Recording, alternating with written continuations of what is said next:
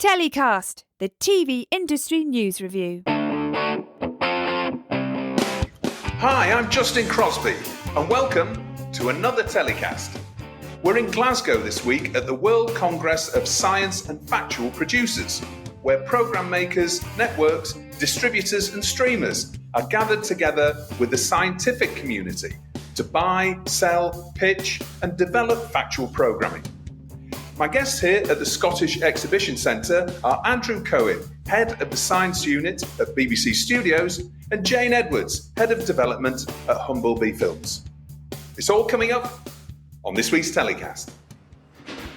So my first guest on this week's show is Andrew Cohen, Head of the Science Unit at BBC Studios. Andrew, welcome to TellyCast. Very pleased to be here. Well, here we are in Glasgow, right at the beginning of the Science Congress. Have you had a good trip here? Have you had many meetings so far? Are you busy? A fair few meetings already. It's normally kind of quite back-to-back this event wherever it is in the world. It's kind of different this year because we actually have part of our production team based in Glasgow, so it's sort of like coming home as well. We're based in London and Glasgow. Very good to be here. Very good to be here. First of all, I'm really keen to understand about BBC Studios and science, because obviously, huge production business. We've been speaking to lots of BBC Studios execs over the last few weeks. Tell us about, how you operate in the science space, because obviously, this event is very much focused around science and factual, but tell us what sort of shows you're making and who you're making them for. Our origins are part of the BBC sort of public service, the in-house production going back decades and decades and decades to the 1960s. So sort of we're born of the BBC, but now that we're part of BBC Studios, we're making productions for producers and platforms all over the world. So we've just had a show called Our Universe that's launched on Netflix last week, racing its way up the charts, which is very good to see. It's a space show, but it's surprising because it tells the story of the universe through natural history, which I think has never ever been done before. So we've got that on the platform at the moment. On the BBC, we've got a show that started a couple of weeks ago with Professor Hannah Fry called The Secret Genius of Modern Life. That is just a kind of brilliant, quirky piece of storytelling, 6-part series. And then we're in sort of conversations with pretty much every major broadcaster and platform on the planet. So a lot going on at the moment. As you say, you're now commercial business, but you must be uniquely positioned, I suppose, after years of being integral within the BBC, if you like, in terms of access and relationships with other public service broadcasters around the world and other scientific institutions, I would imagine.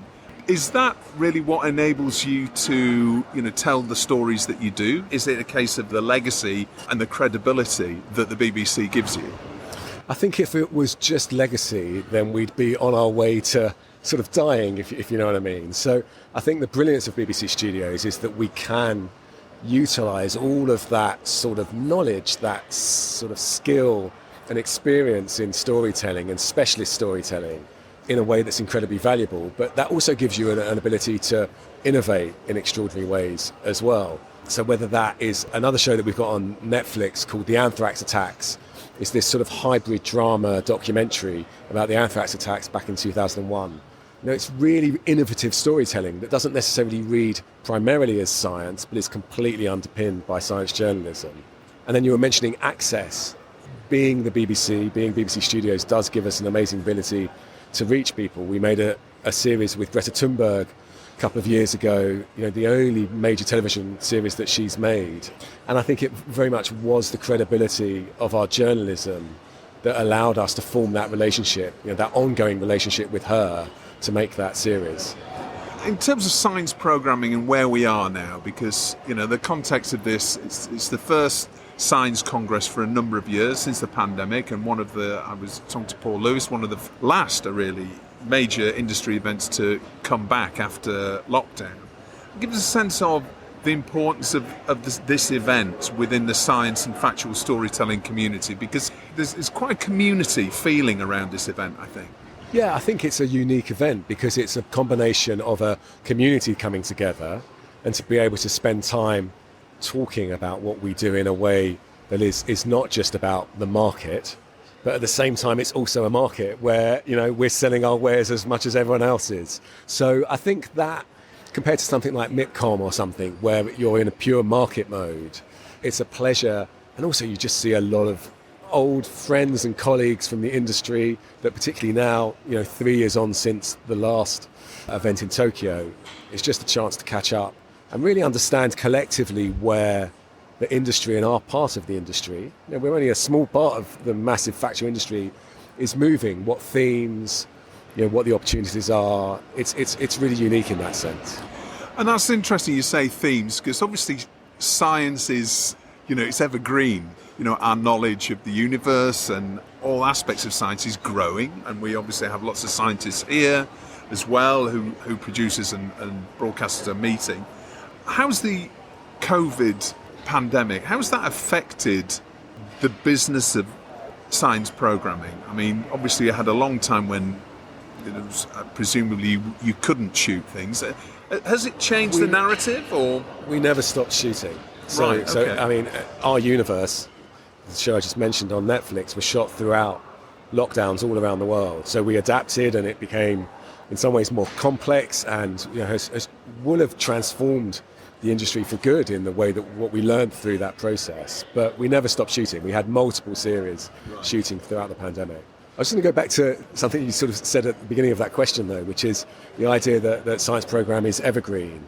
And I probably wouldn't agree with that, actually. Okay. I think it's sort of, if we're using that garden sort of metaphor, it's a bit patchy in its relationship with sort of the broadcasting industry, in that sometimes it flowers kind of madly and everyone wants science programming sort of very head on, that it's in fashion, that you sort of get moments where, I don't know, it can be connected to the 50th anniversary of Apollo, or where broadcasters and platforms really want the audience to know that they're watching science programs.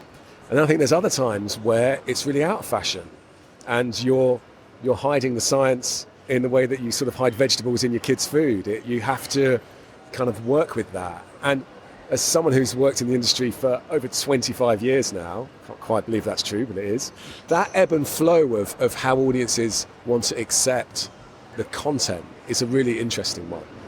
And how's the pandemic affected that demand then? Because I think we saw various different demands during lockdown for various types of programming. And where are we in that sort of a peak or a trough of demand? Where are we right now? In direct relation to the pandemic, you had this obvious massive spike, which was a sort of a necessary public service in terms of providing programming on COVID and the pandemic. That has now, for understandable reasons, sort of dissipated, and people, are nervy about commissioning programs about the pandemic. Now there's sort of people are wanting to move away from it rather than move into it. That will change. We know that will change. There'll be a moment sometime in the future where that sort of need to tell the historic story of what we've been through will come in. There isn't much of a hunger for that. We're just glad to get out the back of it, and we just want to forget it, right? Who can blame audiences for not wanting to watch something about the pandemic at the moment? So that's sort of one place that's led us. I think there's a general tone off the back of the pandemic, off the back of the Ukraine war, of people just wanting to be entertained. Escapism is incredibly important now. We need to find programs that feel joyous and pleasurable, and sometimes science can go in all different sorts of directions in terms of stories, but I think definitely leaning in that direction at the moment.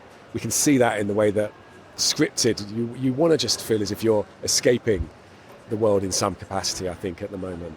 And then you have big sort of juggernaut sort of areas of sort of topics that we cover, like climate change, that again very much ebb and flow in terms of at least what broadcasters are seeing as the audience's appetite in those. And so, thinking about how we're going to continue to tell the story of climate change when it has been told and told and told, how you reinvigorate, for really important reasons, the audience with that is a big challenge for us at the moment. I think the public is a bit frustrated with all the politicians, everyone coming together at the various COP summits and not really seeing any great difference, right? There's, obviously it's hugely complicated. I mean, do you think that public service broadcasting has a role in also helping to shape government policy and, the way that politicians are thinking about, the urgency of the issues that we're facing?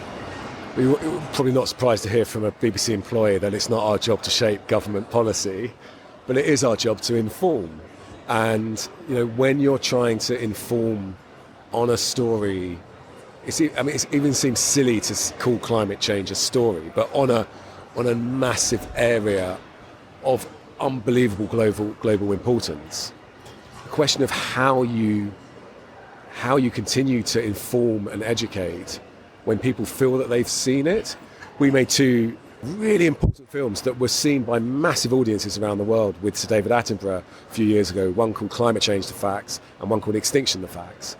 And the power of those single films is enormous, but they then leave a little bit of a sort of a crater sort of after them where you can't make one of those every year. So what do you do to drive that incredibly important service of information and informing again and again and again? And we don't always have the answer for that. And that's why it tends to be a little cyclical in the way that it works. Yeah, and because we see natural history programming and you see deforestation and you see all of the ways that human activity is impacting negatively on wildlife all over the world, and that's heartrending, and it's quite hard to watch, and sometimes you make the decision not to watch that maybe because you don't feel emotionally that you want to engage with that. And that balance in natural history is difficult, isn't it? You still want that escapist pleasure of going, wow, isn't that amazing, isn't that beautiful, at the same time as not ignoring the fundamental truth that is out there. That's a difficult balance to get right. In terms of the stories in science, which is again, massive topic, covers lots of areas. But what do you think the key stories that are still untold that you might be looking for in the future, without giving away any projects that you might be working on that you don't want to announce? In general, are there? Because we're covering off things like, there's the huge James Webb Telescope, for example, has been launched, and we're seeing the results of that recently. And I'm thinking about specifically out space, but there's a new Orion mission that's gone around the moon. Are there any areas that you think that you maybe, in general, be focusing on in the future? Answering that question in this marketplace is kind of a challenging question, isn't it? One of our secrets to our next kind of group of commission. Forgive me for taking a slightly different track through that question, but one of the most interesting things that we're thinking about is the idea of how audience come to watch content at the moment. And I think that there's less of a distinction between what audiences want from scripted and non-scripted, from factual and fiction, than ever before. You only have to look at the explosion of crime docs on so many platforms, where people are immersed in those stories as if they're scripted. So I think storytelling is really powerful at the moment, and it sounds a very obvious thing to say, but really important part of our weaponry. Now, at times, science programming isn't really storytelling, it's lecturing, and they can be very beautiful illustrated lectures, but they're lectures. So I think at the moment what we're looking for is to point the dial towards story rather than lecture, and to find stories that, like the anthrax attacks on Netflix, that you can really immerse yourself in, but you're also kind of learning a load of stuff at the same time. But it's a crime doc, that film. So I think looking for things that have the bite and the grip of crime docs, but have that level of content and science content running through them is probably a sweet spot that we're looking for. Yeah. It's about how you create a cliffhanger and a bingeable series that you just need to watch again. Exactly. And so we want to be as front-footed in taking extraordinary content to audiences around the world, but we want to do that with stories that people literally can't stop watching, rather than feel they have to watch. Yeah, and part of that, I suppose, is youth audiences. It must always be a challenge about how you engage younger people, particularly in some of these key issues you're talking about, but in science programming as a whole. You're working on projects for short form as well. We spoke to Chris Allen and lots of the team at BBC Studios over the last couple of weeks about what they're doing. Is that playing a more and more important part in your thought? Because you talked about, platforms and how people are consuming content now. And you must be thinking about the different ways to bring science programming to be, much more engaging and accessible. I think there was a time where it felt as if there was a sort of knee-jerk reaction to, in fact, it wasn't a knee-jerk, it's because we all bought into it, but the idea that short form was the future. And I think that distinction that younger audiences just want to consume content via short form is not the truth that we thought it might have been. I think short form is incredibly important. We have an amazing part of the unit that makes shorts for BBC Earth and lots of other platforms and broadcasters, but that is part of the armoury in reaching younger audiences. It's not the sole armoury. A series like Secret Genius of the Modern World is a brilliant piece of quite classic broadcasting, but with a tonality that just feels completely different. And we know that young audiences are absolutely loving that show. And that's very much down to the performance of Hannah Fry, and the way that she connects with the camera is just of a different generation. I think we do want to invest in short form, but we know that young audiences love great long-form storytelling as well.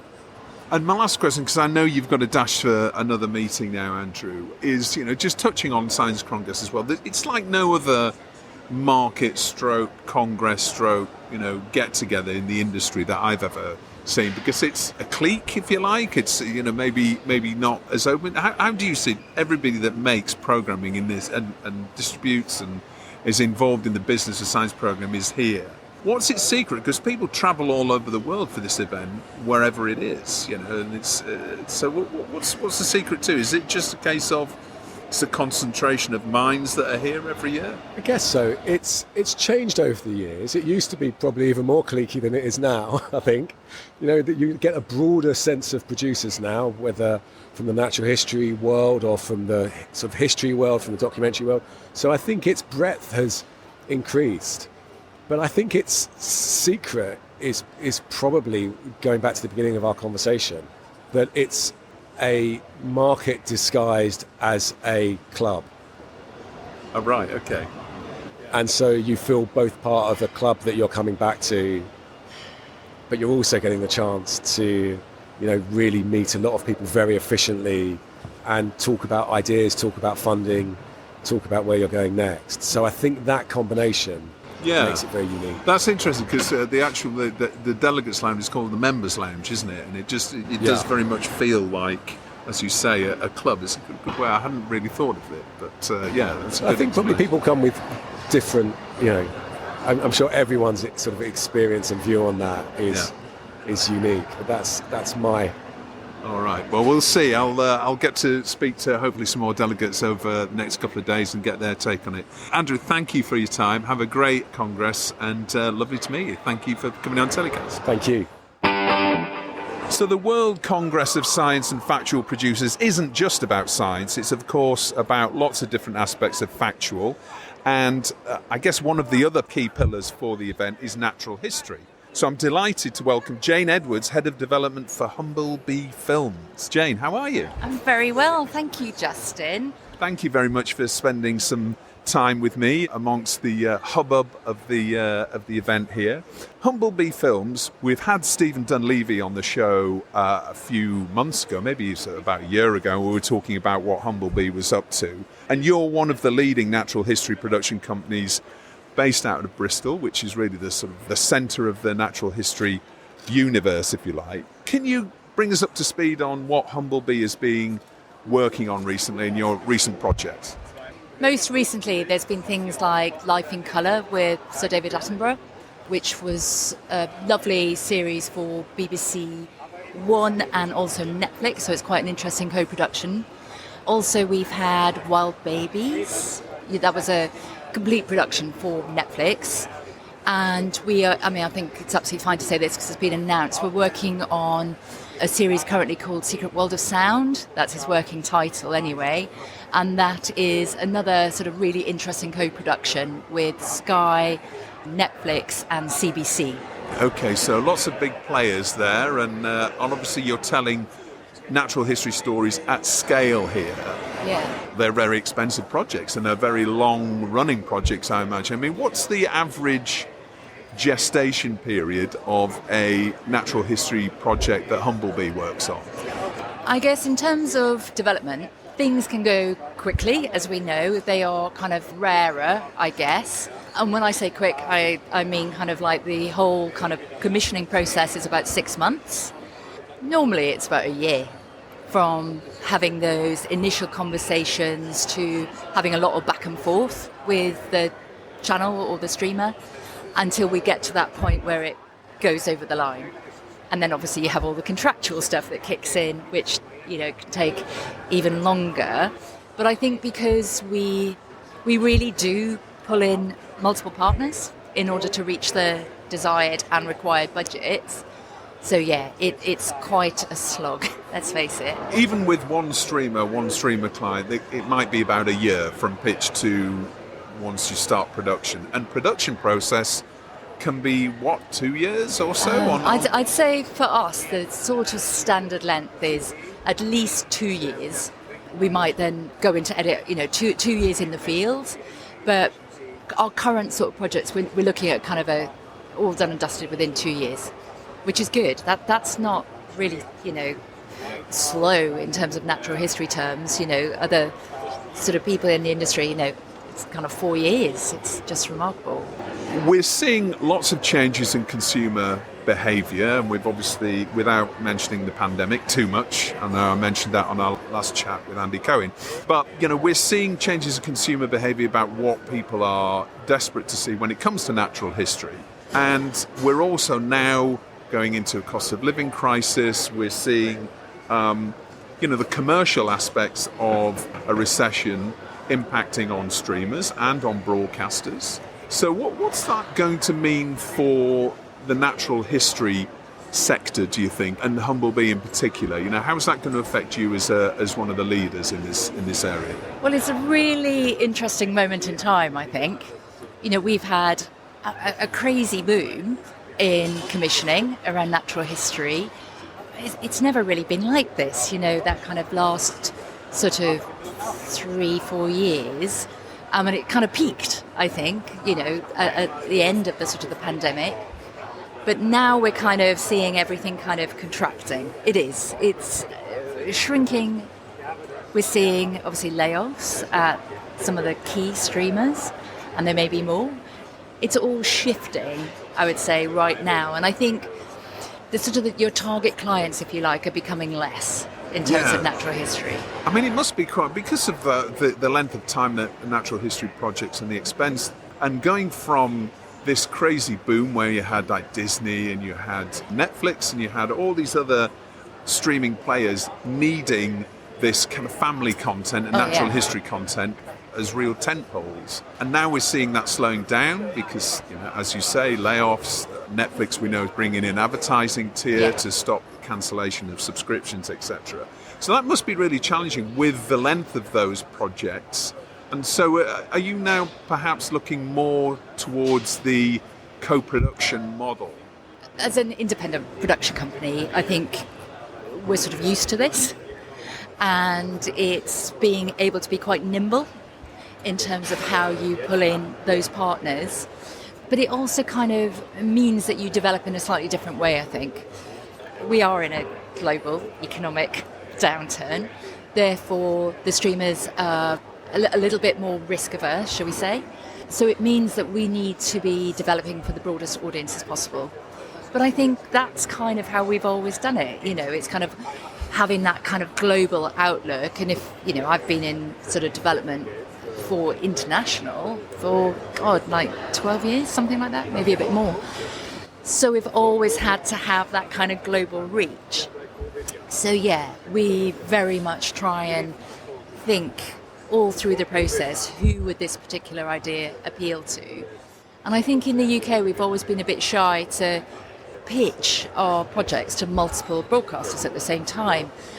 I mean, that's always been the way it is in the States, where it's like, oh, look, it's like a shop, do you want to buy? But I think that's really vital now, that you have to pitch to multiple people at the same time. And knowing, for instance, say something like Life in Colour, I think that was the first Netflix BBC co-production, or certainly was in natural history. But you look at those sorts of deals that you can pull together, and also you have to think, say, somebody, I mean, I don't know if they will do this, but, will Disney open up to the idea of co-productions as it's more value for money, or will they want to continue to own it all? Oh, right, so they don't do that at the moment. So it's purely their own projects. They own it and it's theirs. But obviously we thought the same with Netflix, but nope, they are open to doing those co-production deals. And then we've got people in the UK like Sky and the BBC that are also, will take the UK rights and Italy, Germany. So we have to think like that all the time.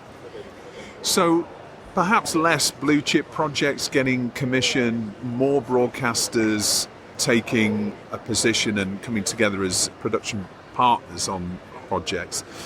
That also begs the question of, what is going to get commissioned? And so surely there's only so many times you can tell the story of the hippos in the Okavango, for example. I mean, I don't know if there are hippos there or not. Somebody will tell me, I'm sure. But what is it that you're planning on with Humblebee to give you that cut through, to tell stories in a different and fresh way? Well, I think this is what we're all doing, isn't it? This is kind of incumbent on all of us, because what you start to see across streamers and broadcasters is that everyone is kind of commissioning the same shows. And if we continue to do this, keep offering up the same shows, then the audiences are going to get really bored, and then that genre is going to die, and no one wants this. So it is absolutely incumbent on us as producers to keep innovating. At Humblebee, I think, we've got a really lovely sort of USP. It's very much taking the familiar but drilling down, using technology to kind of shine a new light on something like colour or sound. It's finding those unique little twists. And it's becoming maybe more scientific in some ways, to tell stories that perhaps we didn't know, or to show them in a different light. Like, as you say, Life in Colour. I know there's various new technologies were used to bring new facts to light through that. And that's presumably why Sir David Attenborough... Oh, yeah. I mean, you've got to kind of use that tech to tell that story, and in a way that it doesn't become gimmicky. That would be wrong. So every project that we develop, we try to have, these pieces of technology where, and they genuinely are new. So we often work with universities. It's not sort of stuff necessarily that you get off the shelf. It might be hacked, glued together. So it's always looking, but it's only ever to tell a particular story, or to help us tell that story in a new way. But the other thing, at Humblebee with Wild Babies, which was a lovely box set series, the title sort of doesn't really allude to the kind of the drama with that show. And the sweet spot, they were lovely half-hour shows, so it meant that you could see that people were actually starting to binge watch and watching multiple episodes. So this was like lion cubs and basically, the young of lots of different wild animals, essentially, and their stories. Yeah, and it kind of, each episode had a story arc, and a lovely story arc across the series. So it's kind of, it's trying to get away from that very traditional, let's glue a load of short form stories together with a nice bit of voiceover. So I think that's an area that I think we're going to increasingly see more of. That's the stuff that's really enjoyable to develop, for sure. To finish off, we're here in Glasgow at the Science Congress. So presumably you're here pitching a lot of new ideas, and you're meeting, from a producer's perspective, who's here that's interesting for you to meet? Well, it's interesting. I mean, this is my first time at Congress. I think this year is interesting because there are less people that than you would expect. So, like Netflix are not here, Discovery are not here, but Nat Geo, obviously, BBC are here. So it's just lovely to kind of meet people in real life, because obviously we are tending now to develop our relationships, our pitching relationships over Zoom still. That has meant that we can pitch from Bristol anywhere in the world. It's fantastic. Yeah, and like last night, just meeting, it's less relevant, but just lovely to catch up with people like from ABC and SBC from Australia. So yeah, there's a good mix, but it's also really lovely to see peers and other production companies. Yeah. Everybody's sharing what challenges they've got, and what's the news from all the networks, and how's that's going to affect. It's business intelligence for you as well, isn't it? It is business intelligence, but it's that thing where you really realise that we have to champion each other, because we need we need our competitors to succeed and for their shows to be hits, because if they're not, then those streamers are not going to commission as much. So it's kind of, we have to, back one another. I think that's really, really important for the industry. Yeah. And it's important to say it's actually a sellout, this event as well. It's packed, isn't it? Yeah, and it's really fun. I'd say this is different to other types of markets, wouldn't you? It's like real screen is such a heavy sales sort of event, but this does seem really friendly. I don't know whether it's in Glasgow, and the people in Glasgow are absolutely amazing, but yeah, it has a very different vibe. Yeah, it's that community, I think, that I was talking to Andrew Cohen about. There is very much a community feeling around the delegates here. Lovely, really good one. Jayne, thank you for spending a few minutes. I know you've got to dash off for your next meeting, so good luck with everything at Humblebee and getting all those co-production partners lined up for your next project. Maybe we'll see what your next project is over the next few months. We'll stay tuned for that. Yes, that'd be lovely. Thanks very much, Justin. Cheers. Well, that's all from me from the Science Congress in Glasgow. I hope you enjoyed this week's show. TellyCast is edited by Ian Chambers.